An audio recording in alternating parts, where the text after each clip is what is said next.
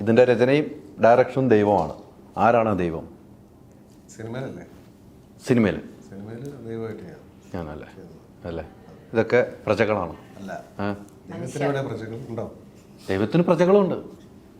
അങ്ങനെ ഞാൻ പഠിച്ചിട്ടുണ്ട്. ഉണ്ടല്ലേ? ഓക്കെ, അപ്പം ഇതൊക്കെ മനുഷ്യരാണ്. ഇതിൽ ഏറ്റവും നല്ല മനുഷ്യൻ ആരായിരുന്നു ദൈവത്തിൻ്റെ കാഴ്ചപ്പാടിൽ? കഥാപാത്രങ്ങളിൽ 3 പേരും എനിക്കങ്ങനെ ഡിഫറൻഷിയേറ്റ് ചെയ്ത് പറയാൻ പറ്റില്ല. പക്ഷേ ദൈവത്തിനുള്ള പോലെയാണോ? അങ്ങനെയാണോ? അല്ലേ, ഞാൻ അങ്ങനെയാണ് പഠിച്ചിരിക്കുന്നത്. അങ്ങനെയാണോ? ദൈവം പറയട്ടെ. ഇവിടെ പഠിച്ചാൽ അങ്ങനെയാ. ദൈവത്തിന് എല്ലാവരും ഒരുപോലെയാണ്. പക്ഷെ കയറി ഇറങ്ങിയൊക്കെ തരാറുള്ളൂ ദൈവം. അപ്പൊ ഞാൻ പ്രാർത്ഥിക്കുമ്പോൾ എനിക്ക് കിട്ടാറില്ല. അതെന്താ വെച്ചാൽ സമയം എടുത്ത് തരാൻ വെച്ചിട്ടാ കുറച്ചുകൂടെ പ്രാർത്ഥിക്കട്ടെ. ശരിക്കും തരും, കൈ നിറയെ തരും അല്ലേ? പക്ഷെ ഒരു 3 പേരും ഒരുപോലെ തന്നെയാ. നിങ്ങൾക്ക് കിട്ടുന്ന സാധനം, നിങ്ങൾ ആവശ്യപ്പെടുന്ന സാധനം നിങ്ങൾക്ക് കിട്ടിക്കഴിഞ്ഞാൽ നിങ്ങൾക്ക് അത് ഹാൻഡിൽ ചെയ്യാൻ പറ്റണം. എന്നിട്ട് അടുത്ത് അപ്പൊ ആ ഹാൻഡിൽ ചെയ്യാൻ നിങ്ങൾക്ക് അത്രയും പക്വത ആയോ എന്ന് നോക്കിയിട്ട് ദൈവം അത് തരുവുള്ളൂ. അപ്പം ഞാനും ചോദിക്കുന്ന ഒരേ കാര്യമായിരിക്കും. എനിക്ക് കുറച്ച് ലേറ്റ് ആയിട്ടായിരിക്കും കിട്ടുന്നത്. കാരണം എനിക്ക് ആ പക്വതയിലേക്ക് എത്താൻ വേണ്ടിയിട്ട് കുറച്ച് സമയം എടുക്കും. നിങ്ങൾ ചിലപ്പം ഓൾറെഡി പക്വതയുള്ള ആളായിരിക്കും, ചിലപ്പോൾ ഉടനെ കിട്ടുമായിരിക്കും. ഇതാണ് ദൈവം നോക്കുന്നത്. പടച്ചോനെ കാത്തോളി. എന്തായാലും ദൈവം ഒരു വല്ലാത്ത സംഭവമാണ്.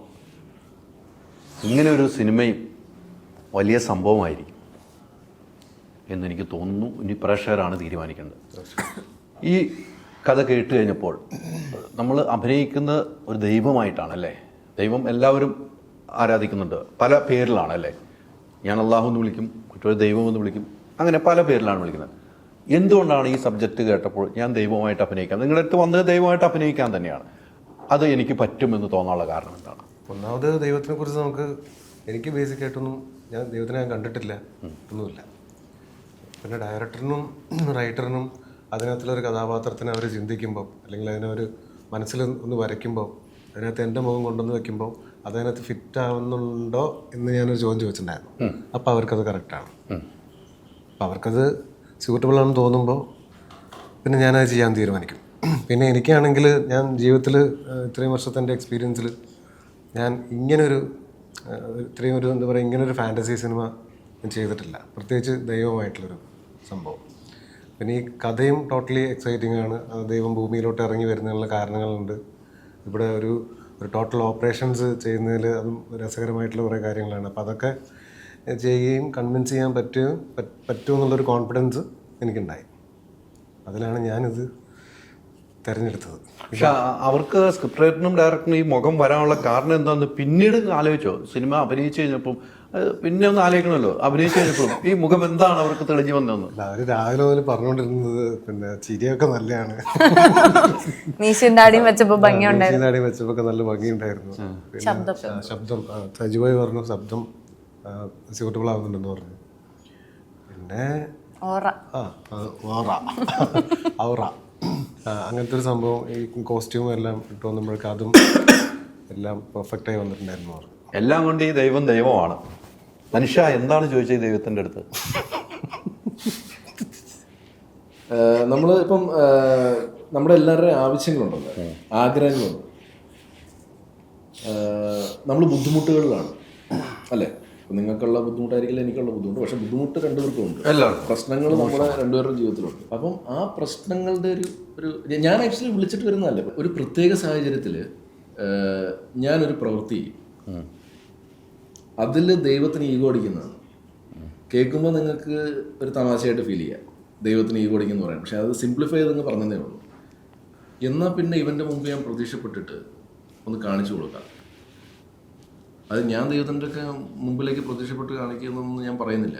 അപ്പം ഞാൻ പറഞ്ഞു വരുമ്പോഴത്തേക്ക് നിങ്ങൾക്ക് ചിലപ്പോൾ ആ ഫീൽ വന്ന് കാണും. പക്ഷേ ദൈവം തീരുമാനിക്കുകയാണ്, ഇവൻ്റെ മുമ്പിൽ പ്രത്യക്ഷപ്പെട്ടിട്ടേ കാര്യമുള്ളൂ, ഇവൻ ആ പ്രവൃത്തി എന്തിനാണ് ചെയ്തത്. എന്നിട്ടാണ് പിന്നെ നമ്മുടെ പരിപാടി തുടങ്ങുന്നത്. അവിടെ നിന്ന് തുടങ്ങിയ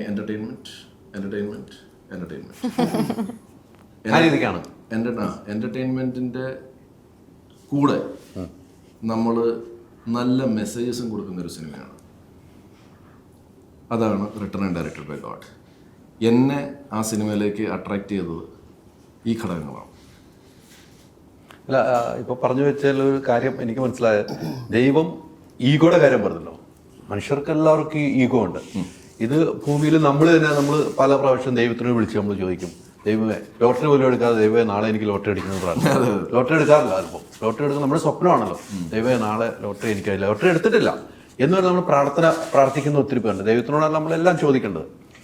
ഈ ദൈവത്തിനടുത്ത് നമ്മൾ നിങ്ങളുടെ പ്രവൃത്തി, ഈ മനുഷ്യനായ ഈ ക്യാരക്ടറിൻ്റെ പ്രവൃത്തി ഇഷ്ടപ്പെടാതെ ഭൂമിയിലേക്ക് വരുവാണ്, ദൈവം ഇറങ്ങി വരുവാണ് എന്നൊന്ന് പിടിച്ചേക്കാം.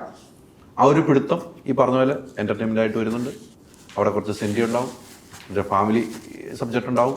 എല്ലാം കൂടെ കോർത്തെടുക്കുമ്പോഴാണ് ഈ ഒരു സിനിമ പൂർണ്ണത എത്തുന്നത്. യെസ്, എല്ലാ ഇമോഷൻസും കൊടുക്കുന്നൊരു കഥയാണ്. അതാണ് ഈ സിനിമ. അതെ. Ultra modern kitchen devices. ഒരു കിച്ചണിൽ വേണ്ട എല്ലാ ലേറ്റസ്റ്റ് ബ്രാൻഡുകളും ഇവിടെയുണ്ട്. ലോകോത്തര ബ്രാൻഡുകൾ, original products, wide range. MyG future. WhatsApp വഴി ഇംഗ്ലീഷ് പഠിക്കാൻ ഇംഗ്ലീഷ് കഫേ ഉള്ളപ്പോൾ ഇംഗ്ലീഷ് ഒരു വിഷയമേ അല്ല. English cafe, we present you the perfect English. WhatsApp now 9633 888 575.